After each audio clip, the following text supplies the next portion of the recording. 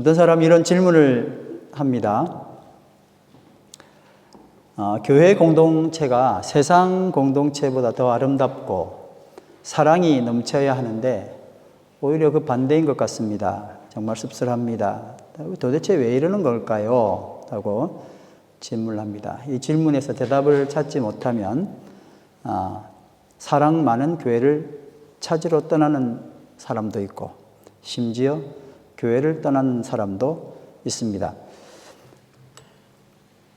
왜 하나님은 공동체 안에 이런 이상한 사람들을 그냥 놔두시는 걸까요? 그리고 이상한 사람들은 언제쯤 사라질까요? 이런 질문을 여러분도 해보고 저도 또 해봤던 것 같습니다. 오늘 그 질문을 먼저 서두에 이야기하면서 하나님께서 어떤 말씀을 우리에게 주실지 기대하시면서 말씀에 들어가면 좋겠습니다. 말씀 제목은 가라지를 뽑지 말라고요 입니다. 종이 저 가라지들 싹 다 뽑아버릴까요? 이렇게 좋게 말도 했겠지만 확 뽑아버립시다 라고 또 세게도 이야기했겠죠. 그 질문을 하는 겁니다. 하나님 저 가라지 뽑지 말라고요? 이렇게 이야기를 하는 겁니다. 이 말씀을 하기 위해서 오늘 여러 지난주에 나눴던 말씀과 함께 이야기들을 조금 이어가 보도록 하겠습니다. 회개를 해야 할 대상은 사람이죠. 우리가 회개를 해야죠. 그렇기 때문에 우리가 회개를 한다고 생각을 했었었는데 사람을 회개하게 하시는 분은 하나님이셨습니다. 그래서 마틴 루터는 하나님께로 인간이 돌아선다는 것은 하나님께서 인간에게 돌아선다는 것을 전제로 한다. 그러므로 그에게 있어 회개는 오직 성령에 의한 사역이다. 이렇게 말을 했습니다. 종교개혁자가 한번 해본 이야기 이런 게 아니고 너무너무 중요한 포인트였기 때문에 이 말을 했습니다. 회개는 결국 사람이 하는 거지만 회개케 하시는 것은 하나님이시다라는 이야기를 할 수밖에 없었던 참 절체절명의 이유가 있었던 것 같습니다. 한번 따라하겠습니다. 우리의 모든 의인은 더러운 옷과 같다. 하나님의 자녀와 사탄의 종의 차이는 무엇일까요? 중요한 한 단어가 있는데 그게 바로 용서입니다. 하나님의 자녀는 용서를 받습니다. 그러나 사탄의 종은 용서받지 못합니다. 하나님의 자녀는 자녀가 되었기 때문에 그리고 자녀이기 때문에 용서를 받게 됩니다. 무한한 용서가 부모에게 있습니다. 하나님의 자녀는 하나님의 자녀 삼으셨다는 것은 그냥 하는 말이 아니라 자녀이기 때문에 받는 놀라운 은총과 특권이 있습니다. 할렐루야. 그는 그 이유로 하나님의 용서함을 받게 됩니다. 먼저 자녀이기 때문에 용서, 아버지 편에서 용서, 자녀 편에서는 회개라는 말이 성립되는 것입니다. 반면에 마귀의 종은 누구에게든지 용서는 없고 상황이 생길 때마다 어김없이 질책과 정죄를 받게 됩니다. 제가 어릴 때 같이 있었던 교회가 고아원 교회였습니다. 그래서 저는 고아 드릴 친구들이 많았었고 그리고 저는 예배를 드리고 난 다음엔 엄마 품으로 갔죠. 그리고 그 아이들은 엄마가 아닌 정죄의 소굴로 다시 들어가는 걸 수도 없이 지켜봐 왔었습니다. 전혀 어릴 때는 그 차이점을 느끼지 못했지만 늘 긴장한 상태에 있고 그 고아원에서 언제 도망갈 건지에 대한 이야기들을 그 어린 아이들이 하는 걸 많이 봤습니다. 왜 도망갑니까? 먹을 거 다 주고 옷도 다 주는데 정죄 때문에 그런 거예요. 형들이 끊임없이 나타나서 너 왜 이랬어? 라고 지적을 하는 거예요. 참 하나님 우리를 구원하셨다는 건 그냥 이야기가 아닙니다. 너무너무 놀라운 이야기예요. 우리가 정죄함을 받아야 함에도 불구하고 그게 아니라 용서함을 먼저 받고 회개케 하시는 은혜를 통해서 제가 잘못했어요 라고 말할 때 그래 라고 보듬어주고 사랑해주는 이 이야기는 그냥 한번 해보는 그런 이야기가 아닙니다. 전혀 다른 이야기예요. 마태복음 4장 17절 예수께서 이렇게 말씀하셨습니다. 다 같이 읽습니다. 회개하여라 하늘나라가 가까이 왔다. 이 선포는 이제 지난주에 우리가 했던 말씀처럼 하나님 나라에 들어가려면 너희는 다 회개해야 돼. 맞는 말이죠. 회개해야 되니까요. 그런데 회개하지 않으면 안 돼라는 그런 인간적 열심, 인본주의 해석에서 벗어나야 한다는 말씀을 드렸습니다. 하나님 나라가 드디어 왔습니다. 당신은 이제 하나님의 자녀가 되었습니다. 이제 회개할 수 있게 되었습니다라는 하나님의 열심, 신본주의적 해석으로 돌아가야 한다 말씀드렸습니다. 이렇게 인간의 구원은 전적으로 하나님의 뜻에 의해서 오직 하나님의 열심만으로 이루어집니다. 할렐루야. 로마서 8장 30절 말씀 다 같이 읽습니다. 그리하여 하나님께서는 이미 정하신 사람들을 부르시고 또한 부르신 사람들을 의롭게 하시고 의롭게 하신 사람들을 또한 영화롭게 하셨습니다. 여기 이 상황에 인간의 어떤 것도 개입될 수가 없더라 하는 겁니다. 이 말은 사람의 어떤 의로운 행위도 자신의 구원에 아무런 기여를 할 수 없다라는 의미입니다. 왜 그럴까요? 왜 그 이야기를 끝도 없이 목사님이 계속 하는 겁니까? 성경은 왜 또 이 이야기를 아직도 끊임없이 절절마다 이야기합니까? 성경은 이 이유를 사람의 죄는 물론이거니와 사람의 어떤 의로움조차도 전혀 깨끗하지 않기 때문이라고 설명하고 있습니다. 한번 따라합니다. 사람의 죄는 물론이거니와 사람의 어떤 의도 전혀 깨끗하지 않다. 인간의 의는 무가치하다라고 이사야서 64장 6절에 말씀하고 있습니다. 다 같이 읽겠습니다. 우리는 모두 부정한 자와 같고 우리의 모든 의는 더러운 옷과 같습니다. 우리의 모든 시들었으니 우리의 죄악이 바람처럼 우리를 휘몰아 갑니다. 여러분, 나뭇잎처럼 시들었다 하는 이야기는 좀 있으면 살아나겠다는 이야기가 아니라 그냥 끝났다는 거예요. 낙엽인 거예요. 할 수 있는 게 아무것도 없습니다. 우리의 죄악이 바람처럼 우리를 내 의도가 아니라 자기 마음대로 힘으로 가기 때문에 우리가 갖고 있는 어떤 의를 할지라도 그 의가 우리를 어떻게 할 수 없다는 겁니다. 의롭지 못하다는 거예요. 창세기 8장 21절에 하나님께서 이렇게 말씀하셨는데요. 이 말씀은 인류를 다 물로 멸망시킨 대홍수가 끝나고 단지 노아와 그의 가족들만 존재했을 때 하셨던 말씀이에요. 뭐라고 말씀하셨습니까? 시작. 다시는 사람이 악하다고 하여서 땅을 저주하지는 않겠다. 사람은 어릴 때부터 그의 마음의 생각이 악하기 마련이다. 로마서 3장 10절 12절 말씀입니다. 너무나 잘 아는 말씀이 사실 이렇게 적용됐던 거죠. 다 같이 읽습니다. 시작. 기록된 바 의인은 없나니 하나도 없으며 깨닫는 자도 없고 하나님을 찾는 자도 없고 다 치우쳐 함께 무익하게 되고 선을 행하는 자는 없나니 하나도 없도다.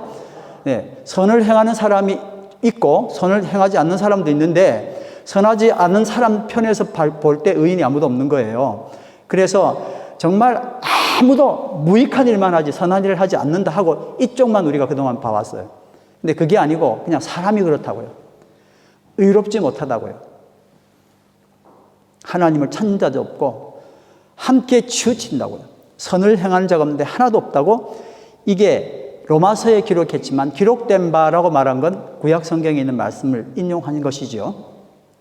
그러니까 사람이 생각하는 의로운 행위가 자신의 구원을 이룰 만한 0.000 제가 사실 1을 붙였는데 그러면 뭐 있는 거잖아요. 그래서 0.0000이라고 일자를 빼버렸습니다. 0.00000%의 가치도 없는 것입니다. 이것은 사람의 관점이 아니라 하나님의 관점입니다. 하나님 보실 때 그런 거예요. 그런데 우리는 종종 나의 의미 있는 선한 행동으로 나의 구원에 일조할 수 있고 사람이 좀 더 노력하면 힘들긴 하겠지만 구원도 가능하다라고 생각합니다. 그래서 이런 신앙인들은 하나님께 감사하는 마음이 분명히 있죠. 그런데 적당한 선 이상은 넘지 않습니다. 여기까지만 하면 돼. 그까지 더 이상 갈 거 뭐 있어? 예배도 결국 인사치레하는 선에서 마무리됩니다. 그렇다면 굳이 신이 예수님이 인간으로 내려와서 십자가에 죽으실 필요가 없다라는 결론으로 가도 반박할 도리가 없습니다.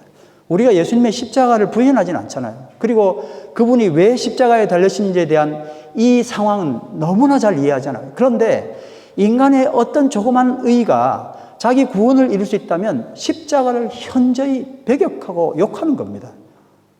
그쪽을 한번 여러분 생각해 보셨는지 모르겠어요. 예수 그리스도의 낮아지심, 십자가의 죽으심, 현저히 모욕하는 일들은 사도 바울이 생각할 때 정말 이거는 되지 않는다. 이건 아니야. 예수님이 십자가가 얼마나 중요한데 이걸 사람이 좀 노력하면 되지 않을까요? 라는 말로 이렇게 없애버릴 수는 없어. 절대 아니야. 라고 말하고 싶었던 거예요. 갈라디아서 2장 21절 말씀 다 같이 보겠습니다. 여러분, 갈라디아서 2장 20절은 뭐예요? 내가 그리스도와 함께 십자가에 못 박혔느냐죠. 그 다음에 나오는 말씀이에요. 다 같이 읽습니다. 시작. 나는 하나님의 은혜를 헛되게 하지 않습니다. 의롭다고 하여 주시는 것이 율법으로 되는 것이라면 그리스도께서는 헛되이 죽으신 것이 됩니다. 한번 따라합니다. 율법으로 되는 것이라면 그리스도께서는 헛되이 죽으신 것입니다. 사도 바울 생각은 나는 하나님의 은혜를 헛되이, 십자가를 헛되이 하지 않길 목숨 걸었어요 라고 이야기하는 거예요. 나는 그건 정말 아니라고 봐요. 그래서 사도 바울은 로마서, 갈라디아서 모든 성경을 통해서 계속 은혜를 강조했던 거예요. 사람의 의는 아니에요, 쓰레기예요 라고 자기 스스로를 그렇게 이야기할 수밖에 없었던 이유가 하나님의 은혜가 잘못 사람의 어떤 공덕을 통해서 희석되어 십자가가 아무렇지도 않은 것이 될까 봐 그것을 정말 목숨 걸고 이야기한 거예요. 여러분, 나는 사도가 된 게 하나님이 시켜서 된 겁니다 라고 이야기를 했어요. 그리고 이게 누구랑 협의 본 게 아니라 주님께서 나에게 계시로 말씀을 주신 거예요. 그게 그냥 쭉 깔려 있어요. 지금 요즘 우리가 읽는 성경에도 그게 계속 나오잖아요. 사도 바울의 자기 변론이 그래요. 근데 그 말을 하는 이유가 이거 위에 다른 복음이 들으면 저주를 받을지어다 라고 말하는, 어떻게 그런 이야기를 하죠? 라고 말할 만큼 여기에 목숨 걸게 십자가 위에 다른 걸 자꾸 이야기한다는 건 사도 바울로서는 너무 괴로운 거예요. 그게 우리의 신앙인 거죠. 어떤 분이 이번에 다들 나이가 되면 이제 은퇴를 안 하고 자녀에게 물려준다든지 이런 교회 세습 이야기를 하는데 한 분이 그냥 그걸 깨버렸어요. 그러면서 어떤 이야기를 했냐면 자기 이전에 목사님 22년 전에 이제 딴 긴 이야기를 하지 않고 나는 뭐가 기독교가 아닌지를 이야기했어. 참 긴 시간 동안 그 이야기만 했어. 근데 말이야, 내가 뭐가 기독교인지 그 말은 이러고 이제 이야기를 더 이상 안 하시더래요. 그래서 이 목사님이 다시 그 목사님 이어받아서 20몇 년 동안 무엇이 기독교인지를 목숨 걸고 이야기를 했다 하더라고요. 예, 기독교가 뭐가 기독교가 아닌지를 이야기하면 기독교가 뭔지 보일 것처럼 보이기도 하지만 그러나 무엇이 기독교인지를 이야기하고 싶었던 거죠. 사도 바울이 이야기하고 싶었던 것이 무엇이 기독교냐는 거예요. 뭐가 기독교인지를 정확하게 알아야 교회가 살아나는 거예요. 그 이야기를 한 겁니다. 그래서 사도 바울은 그리스도께서 십자가에 헛되이 죽지 아니하도록 하기 위하여 이렇게 은혜를 강조해요. 은혜를 강조한 것은 사람의 이 행위가 정말 조금이라도 0.00001%라도 자기 구원에 관여한다면 예수님은 십자가에 죽으실 이유가 없어요. 사람이 하면 되는데 왜 그렇게 해요? 그래서 현저하게 하나님을 욕되게 하는 것이라고 사도 바울은 이야기를 하는 것입니다. 사람이 그 어떤 노력으로 구원에 이르거나 또 사람의 어떤 행동이 하나님을 진노케 해서 그 구원을 취소할 수도 없습니다. 예수 그리스도의 십자가가 다시 희생되는 거예요. 그럴 수는 없습니다. 주님이 목숨 걸고 나를 살리셨다면 그 일은 끝까지 가는 거예요. 결국 인간이 구원에 관한 할 몫은 아무것도 없다 하는 것입니다. 에베소서 2장 8절 9절 말씀 다 같이 있습니다. 시작. 여러분은 믿음을 통하여 은혜로 구원을 얻었습니다. 이것은 여러분에게서 난 것이 아니요 하나님의 선물입니다. 행위에게서 나는 것이 아니니 그러므로 아무도 자랑할 수 없습니다. 믿어야 구원받아 그러잖아요, 그죠? 그 믿음은 내가 믿는 거라고 생각합니다. 회개도 똑같이 주님께서 주시는 거지만 믿음도 내가 믿었어 라고 말하는 사람이 있을 것이고 믿음도 주님께서 주셨어 라고 말할 사람이 있을 거예요. 믿음은 누가 주실 거예요? 그것도 하나. 왜냐하면 여러분은 믿음을 통해서 은혜로 구원을 얻었는데 그 믿음도 주께서 주셨기 때문에 가능하다. 그래서 행위에서 난 것이 아니라 아무도 자랑할 수 없다고 말씀하였습니다.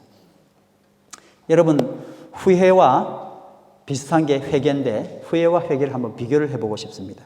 히브리서 4장 6장 4절에서 6절 말씀을 보면 하나님이 창세 전에 택하신 자들이라도 자기 의지로, 사람의 의지로 하나님의 택하심을 취소할 수 있느냐, 스스로 타락하여 취소할 수 있느냐.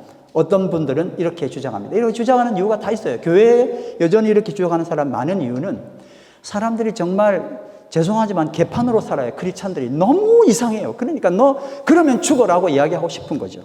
그래서 이 이야기를 하지만 본 뜻이 왜곡되는 그런 경우가 생기더라는 겁니다.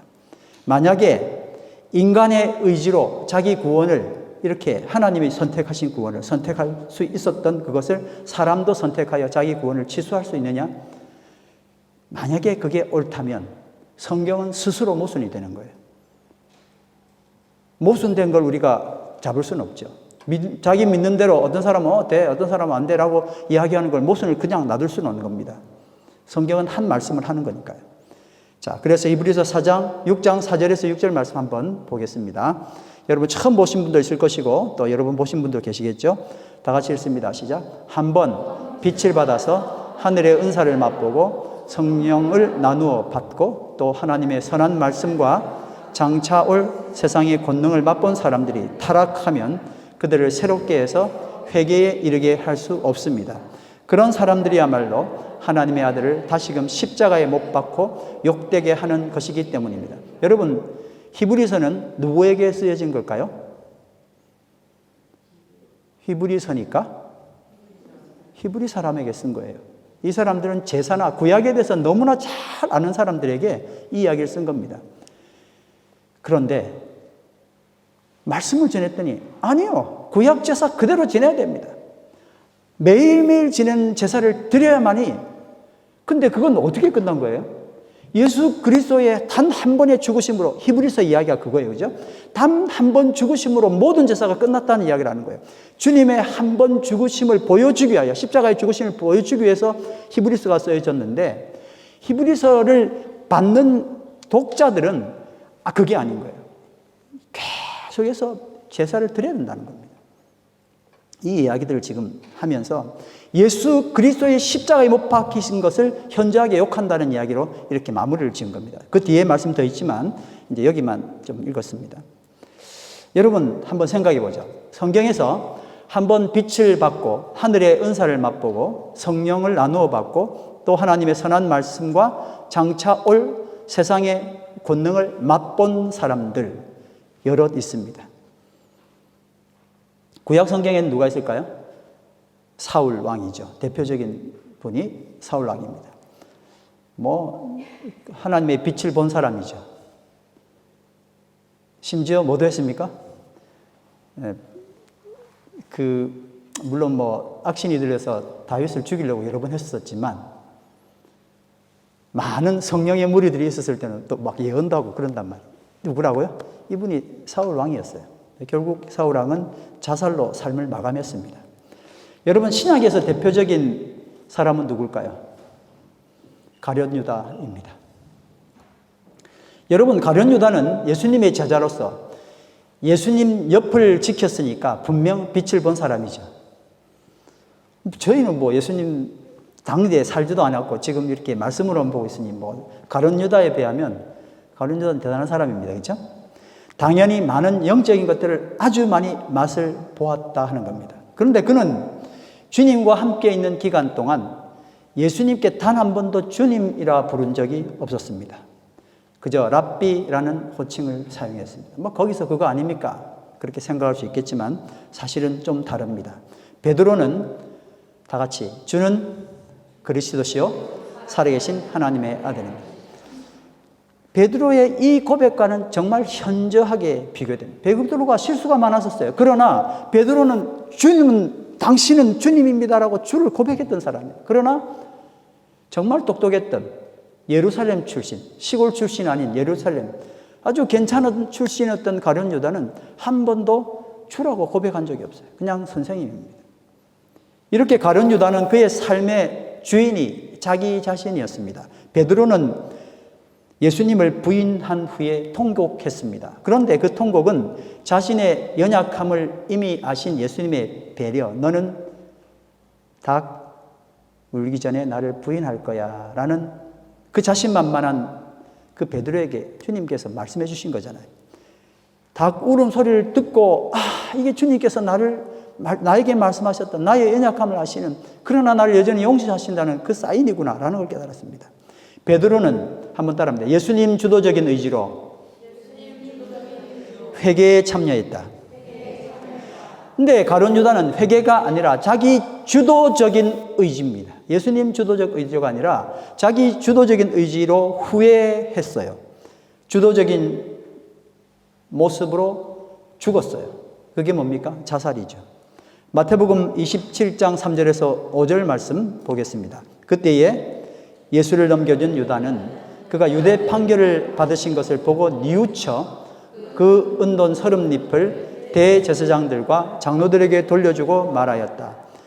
내가 죄 없는 피를 팔아 넘김으로 죄를 지었어. 그러나 그들은 그것이 우리와 무슨 상관이요? 그대의 문제요 하고 말하였다. 유다는 그 은돈을 성전에 내던지고 물러가서 스스로 목을 매달아 죽었다. 성전에다 왜 던졌는지 여러분 이해가 좀 되시죠? 그렇죠? 나는 이제 내 문제는 해결했어 라고 했는데 그냥 전부 삶이 자기가 주인이니까 자기가 그냥 다 알아서 해보는 거예요. 내가 할 수 있는 모든 걸 주도적인 의지로 다 하고 그 다음에 스스로 목숨을 끊는 겁니다. 여러분 가룟 유다의 이 경우처럼 우리도 뉘우칠 때가 있습니다. 근데 이 뉘우침이 주님으로부터 온 것이 아닐 때가 종종 있습니다. 생각을 해봐야 됩니다. 이런 모습을 보고 내가 착각하거나 혹은 상대방이 착각하도록 유도하거나 부정할 수 있지만 이것은 내 마음대로 안 된 것에 대한 분노, 자기 연민, 자책일 뿐입니다. 결국 자기 주도의 삶이라는 것은 튼튼한 성벽을 곤고히 만들 뿐, 나에게 예수님은 주인입니까? 선생님입니까? 나에게 예수님은 주인입니까? 선생님입니까? 이게 굉장히 중요한 포인트입니다. 주님은 분명히 나에게 굉장하신 길을 제시하신 분이셔. 그러나 내 삶의 주인인지는 정말 물어봐야 합니다. 히브리서 6장 4절에서 6절 말씀은 하나님이 창세전에 택하신 자들이라도 인간의 의지로 하나님의 선택하심을 취소할 수 있다는 주장을 지지하는 것이 아니라 오히려 지금 우리가 긴 시간 지난주에 이어서 회개 이야기를 했었잖아요. 회개는 사람의 의지가 아니라 하나님의 의지, 열심이었다 이야기했잖아요. 회개는 전적으로 하나님의 열심으로 이루어진 것을 지지하고 있습니다. 그러니까 이 사람이 회개하지 못한다는 이야기는 자기 의도적인 회개를 이야기하는 거예요. 그 회개해봐야 하나님의 회개가 아니니까요. 가룟 유다의 예서와 같이 회개는 사람의 의도를 가지고 할 수 있는 것이 결코 아닙니다. 사람이 자기 의도로 회개할 수 있다고 우길 수는 있겠죠. 그러나 결국 자기 주도적 후회일 뿐입니다. 회개는 전적으로 하나님이 그의 자녀에게 주셔야 가능하기 때문입니다. 주님의 택함을 받지 않은 어떤 사람이 그 사람의 의지로 교회에 나오고 은혜를 맛볼 수 있습니다. 누가 그렇게 했습니까?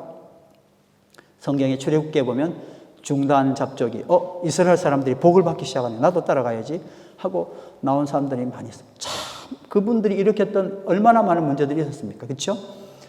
그러나 이 사람들이 거기에 따라는 나왔지만 하나님 자녀의 기쁨, 하나님이 나의 주인이십니다, 나는 당신의 자녀입니다 라는 그 자녀의 기쁨에서 오는 은혜를 맛봐야 되는데 그게 아니고 저 사람 따라가니까 복이 있네 라고 따라갔던 그냥 종의 기쁨인 거예요. 성경에는 복을 따라다니는 사람들 따라합니다. 복을 따라다니는 사람들 자주 언급합니다. 어떻게 해야 되죠? 복이 따라오는 사람이어야죠. 내가 주님께 갔더니 복은 따라오더라 되는데 복을 따라가는 사람이 있어요. 그 사람은 어떻게 될까요? 역시 그 복이 안 되면 딴 데로 옮기는 거예요. 어디든 따라갈 수 있습니다. 언제든 노선을 바꿀 수 있습니다. 예수 믿는 것도 복을 따라온 사람들일 경우가 많습니다. 그래서 예수님은 선한 선생, 훌륭한 선생, 랍비일지언정 그의 삶의 주인은 아닌 것입니다. 하나님 아버지께서는 결코 자녀가 배반하도록 그냥 놔두실 수 없습니다. 할렐루야. 참 저는 이 말씀이 너무너무 좋아요. 진리이기도 하고요. 이 세상 부모는 가끔씩 그렇게 안 한대요.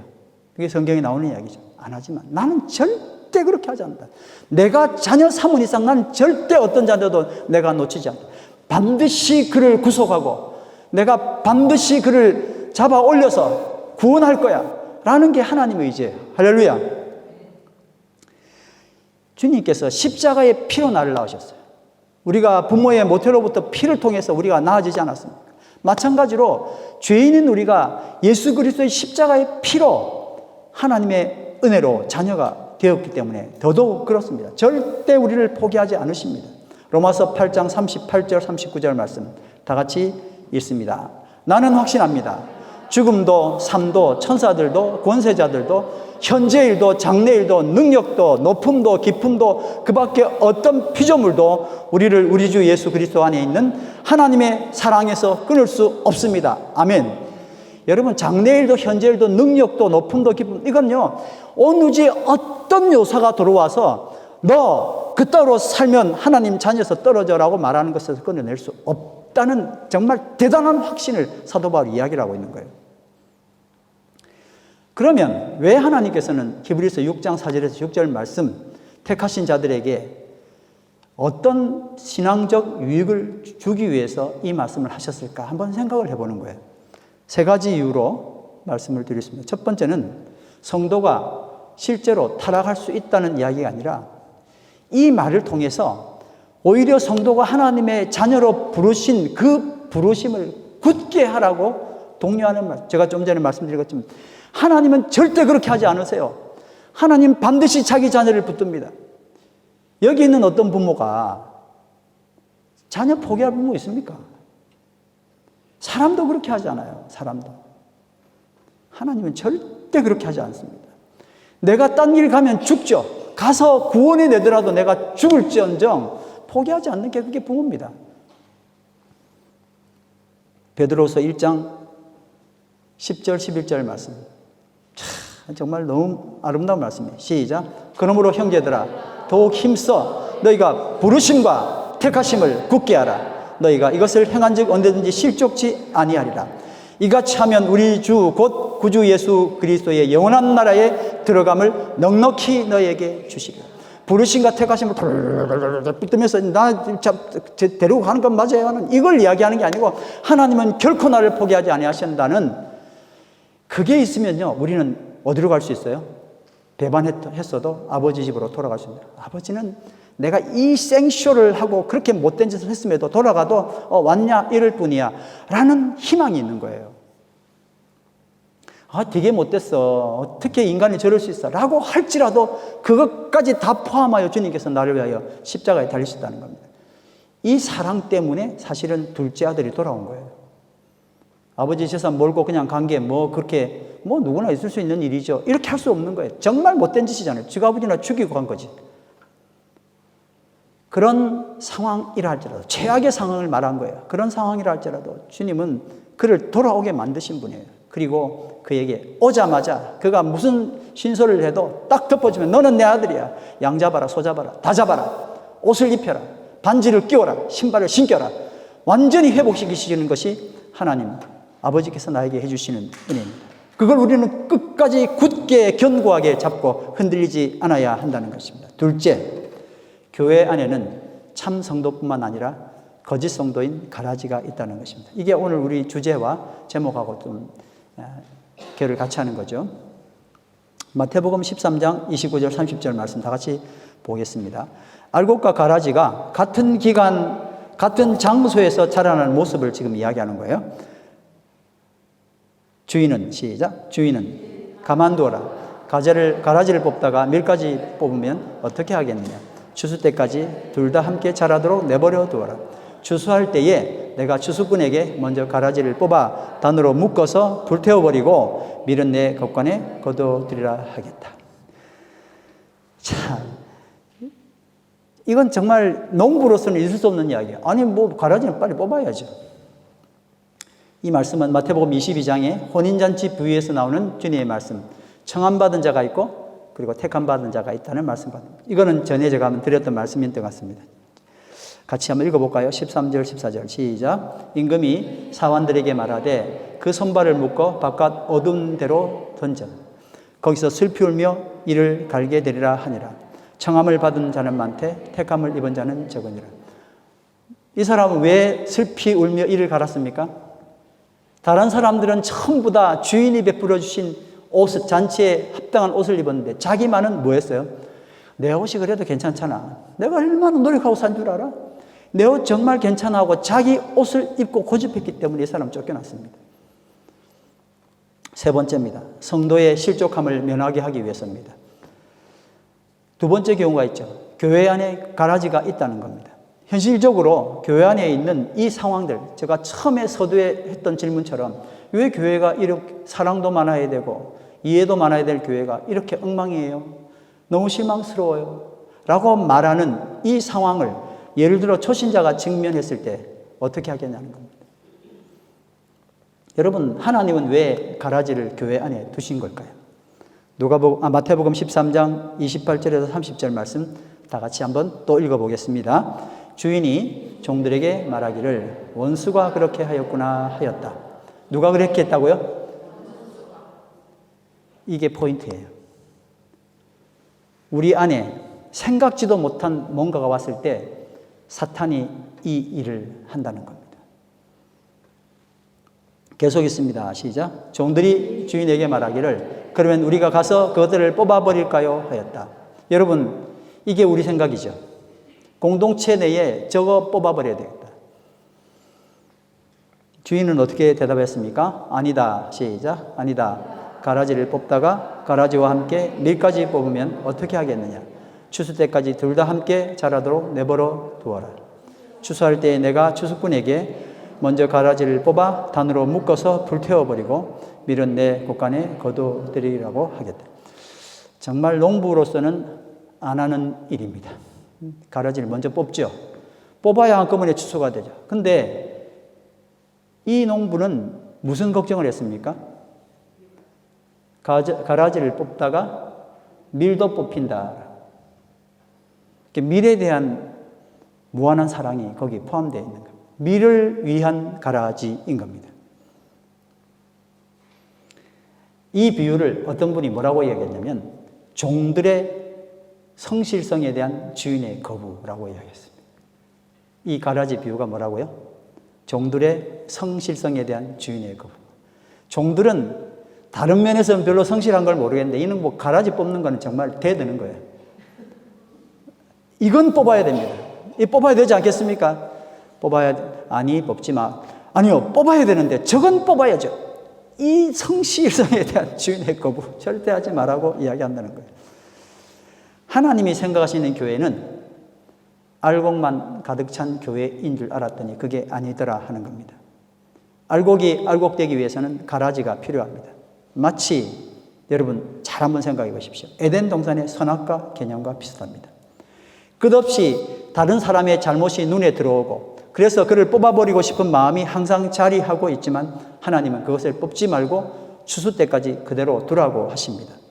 그러니 성도는 그를 위해서 기도할 뿐입니다. 주 안에 우린 하나 모습은 달라도 예수님 한 분만 바라니 사랑과 선행으로 서로를 격려해 따스함으로 보듬어가리. 주님 우리 안에 함께 하시니 형제 자매의 기쁨과 슬픔 느끼니 이게 공동체예요. 기쁨만 느끼는 애가 아니고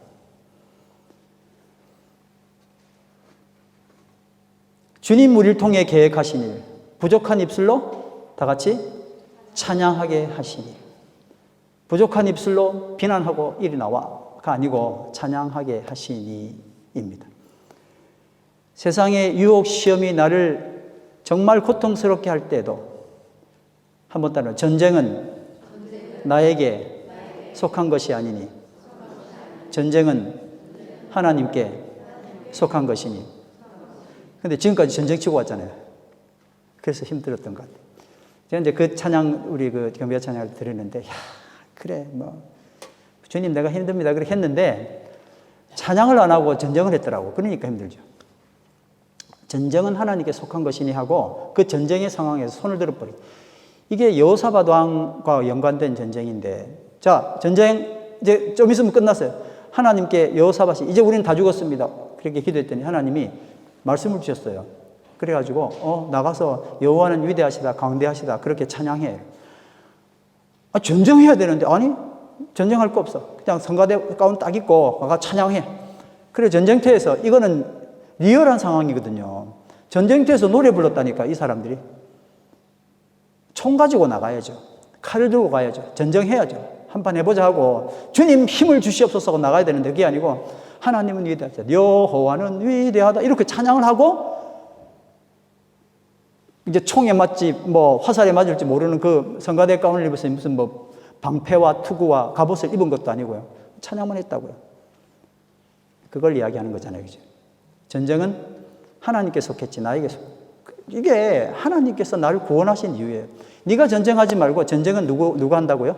하나님이 하신다. 너는 뭐만 해라? 찬양만 해라. 근데 일주일 내내 살면서 찬양하기보다는 전쟁하기 바빠가 찬양을 잊어버렸더라. 이걸 제가 찬양하면서 이렇게 뭐 늘 뭐 설교하는 사람으로 이렇게 서 있지만 창피한 걸 말하면 말도 못합니다. 아유 또 그랬네 하고 반성을 하면서 손도 못 들겠더라고요.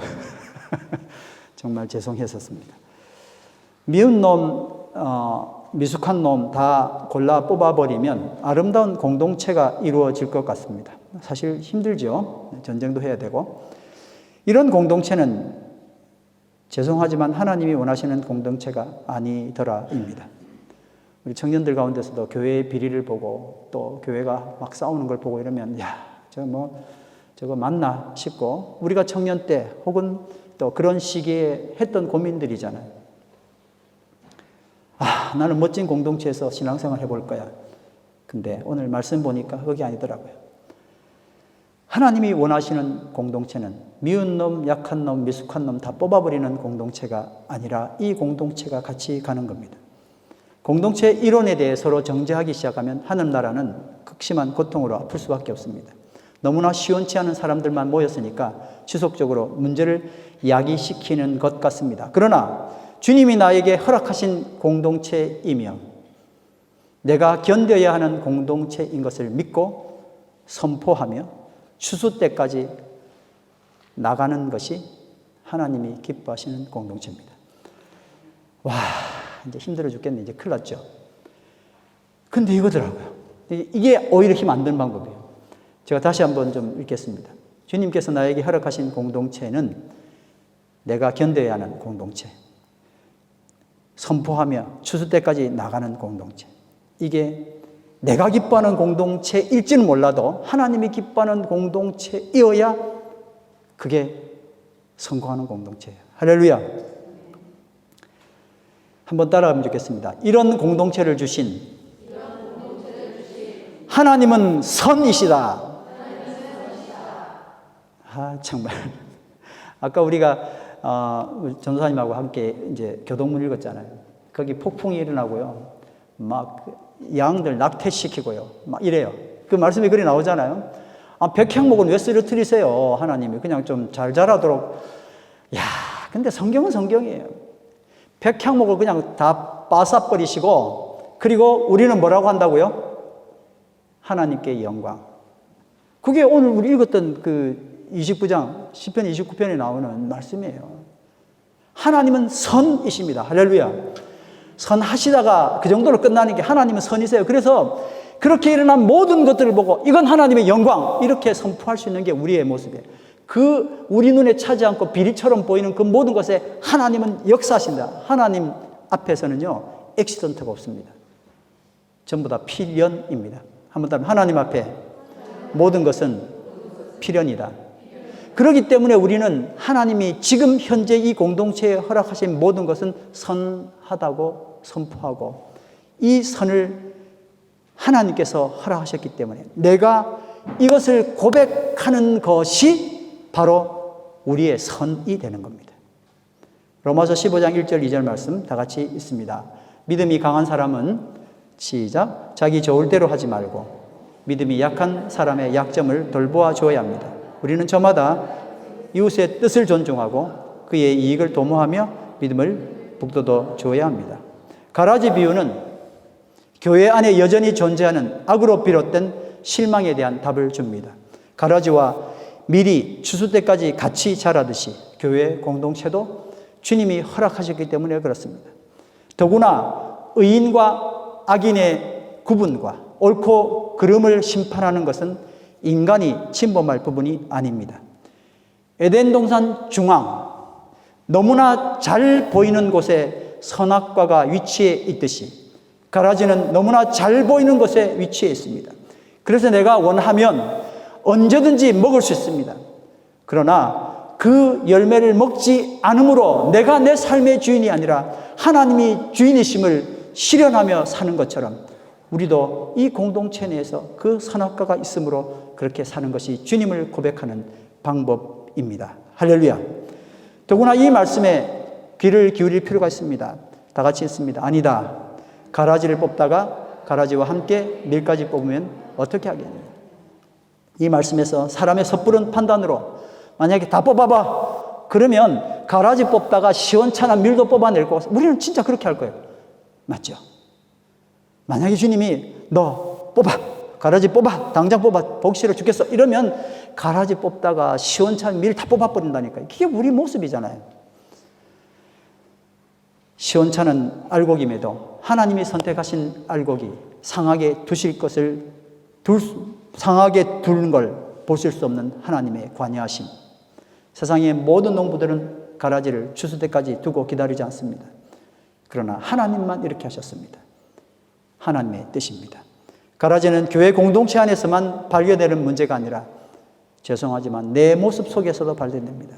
너무나 쉽게 발견할 수 있는 내 모습. 사랑스러운 나의 아내, 나의 남편, 그리고 나의 부모와 자녀들, 우리 이웃들의 그 안에서 너무나 흔히 발견되는 가라지의 모습을 고백하는 겁니다. 엘리야 이야기하다가 드렸던 말씀입니다. 왜 하나님은 이 공동체의 가라지를 허락하셨는가에 대한 이야기입니다. 내 손에서 내가 끝내겠다. 멋있어 보이는 이 생각은 누구의 착각이었습니까? 엘리야의 착각이었습니다. 하나님은 미안하지만 엘리야의 손에서 그 대업을 끝낼 생각이 없으셨습니다. 그러니까 위대한 갈멜산에서의 대승리에도 불구하고 이세벨과 아합을 여전히 살려두신 거예요. 저거 죽여야죠. 다 뽑아버려야죠. 그러나 이건 하나님의 뜻이었습니다. 이세벨이 뛰어와서 엘리야를 죽이겠다 하니 도망갔습니다. 하나님은 도망가는 엘리야를 끝까지 잡으셔서 살려내시고 그에게 사명을 주셨습니다. 세 가지 사명을 주셨습니다. 다 같이 읽습니다. 시작. 주님께서 그에게 말씀하셨다. 너는 돌이켜 광야길로 해서 다마스커스로 가거라. 거기에 이르거든 하사엘에게 기름을 부어서 시리아의 왕으로 세우고 또 님시 아들 예후에게 기름을 부어서 이스라엘의 왕으로 세우라. 그리고 말무홀라 출신인 사바세 아들 엘리야에게 기름을 부어서 내 뒤를 예언자로 세우라. 여러분, 시리아 왕을 세운다는 건 일본 왕을 세운 것과 똑같아요. 그리고 이스라엘 왕을 세워라. 북한의 김정일, 김정은 대신에 또 하나 더 세우라는 거예요. 다 뽑아버려야 되잖아요. 근데 왜 세우라고 그러는 거예요? 그리고는 너도 이제 끝났으니 너 후계자를 세우라, 엘리사를 세우라라고 이렇게 주신 거예요. 우리 대해서 모든 거 뽑아버리면 좋겠지만 하나님 그렇게 하시지 않습니다. 하나님의 뜻은 따로 있습니다. 여러분, 정말 심각한 질문 다시 한번 드립니다. 주님이 나를 부르신 목적이 뭘까요? 이 사회에서, 내 공동체에서 악의 세력을 뿌리 뽑는 일일까요? 주님께서 나를 부르신 것은 정말 간절하게 드리는 말씀이에요. 주님께서 나를 부르신 것은 모든 것이 자기 마음대로 돌아가는, 뽑아버릴 거야 말까요? 주님 잠깐만 있어보세요. 내가 뽑아버릴게요 하는 자기 마음대로 돌아가는 세상에서 제발 너만은 주님 마음대로 세상을 살아가라고 말씀하시는 겁니다. 주님 마음대로 되는 세상, 그것이 우리의 사명입니다. 그 어떤 대단한 일보다 주님 마음대로 되는 세상, 거기에 우리가 있게 되기를 간절히 축원합니다. 아멘. 마태복음 13장 29절 금주의 암송 말씀입니다. 그러나 시작. 그러나 주인은 이렇게 대답하였다. 아니다. 가지를 뽑다가 가라지와 함께 밀까지 뽑으면 어떻게 하겠느냐. 추수 때까지 둘 다 함께 자라도록 내버려 두어라. 아멘. 자, 우리 다 같이 찬양 드립니다. 아무도 예배하지 않는 그곳에서 나는 주를 예배하리. 전쟁 가운데 총 들고 한판 해야 되는데 아니야, 나는 예배 드릴 거야. 그게 결심하는 여러분 되시길 간절히 바랍니다.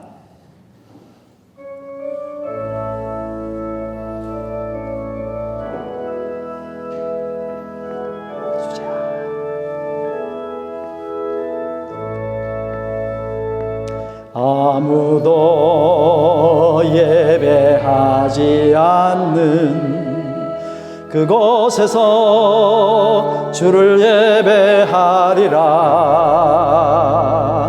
아무도 찬양하지 않는 그곳에서 나 주를 찬양하리라.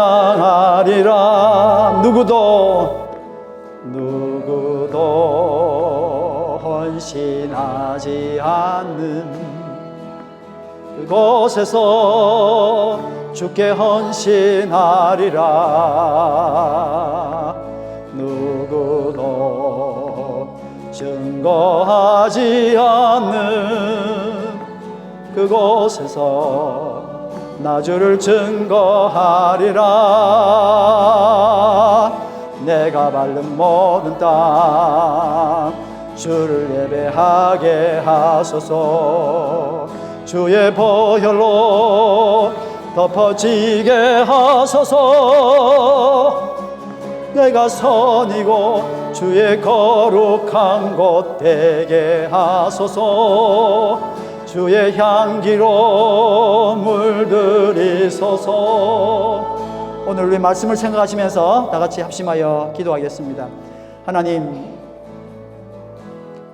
당신께서 우리에게 원하시는 것이 마치 주님께서 원하시는 것인 양 내 뜻을 마음대로 펼치는 세상이었던 것 같습니다. 전쟁은 하나님께 속했는데 아니요, 그 전쟁 내가 한번 해보고 싶습니다.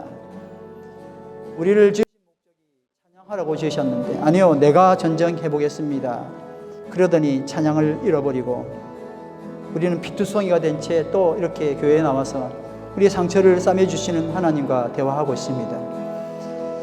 하나님, 우리를 불쌍히 여기시고 오늘 말씀하신 것처럼 가라지 비유를 통해 하나님께서 우리에게 허락하신 것이 전쟁이 아니라 찬양하고 정말 추수 때까지 둘 다 함께 자라도록 내버려둬라. 내가 내 의도로 누군가를 심판하지 아니하도록 선악과를 드시고 주님이 주되심, 나는 주님의 종된 것을 경험하고 실현하는 삶을 살도록 이 공동체를 축복하신 것을 위해 감사합니다. 하나님의 그 뜻을 기쁨으로 따라가는 역사가 있도록 하나님 우리를 붙잡아 주시고 인도하여 주시옵소서.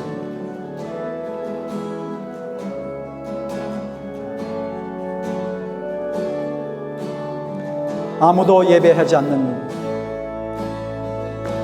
아무도 예배하지 않는 그곳에서 주를 예배하리라. 아무도 찬양하지 않는 그곳에서 나 주를 찬양하리라. 누구도 헌신하지 않는 그곳에서 주께 헌신하리라. 누구도 증거하지 않는 그곳에서 나 주를 증거하리라. 내가 밟는 모든 땅 주를 예배하게 하소서. 주의 보혈로 덮어지게 하소서. 내가 선이고 주의 거룩한 곳 되게 하소서. 주의 향기로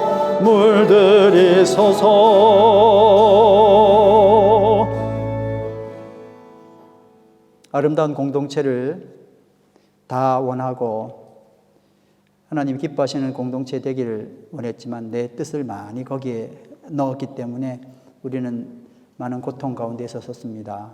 하나님, 주님께서 원하시는 공동체, 내가 원하는 공동체가 아니라 주님께서 바라시는 공동체에서 주님은 선이시다 고백하는 저희들 되게 하시고, 결코 선악과를 따먹는 어리석음에 빠지는 것이 아니라 주님이 주님 되심, 나는 주님의 종 되심을 날마다 고백하는, 그리고 전쟁하는 사람이 아니라 찬양하는 사람으로 우리의 본래의 목적을 완수해 나갈 수 있도록 주여 우리를 축복하시고 붙들어 주시옵소서. 찬양과 감사를 드리며 예수님 이름으로 기도드립니다. 아멘.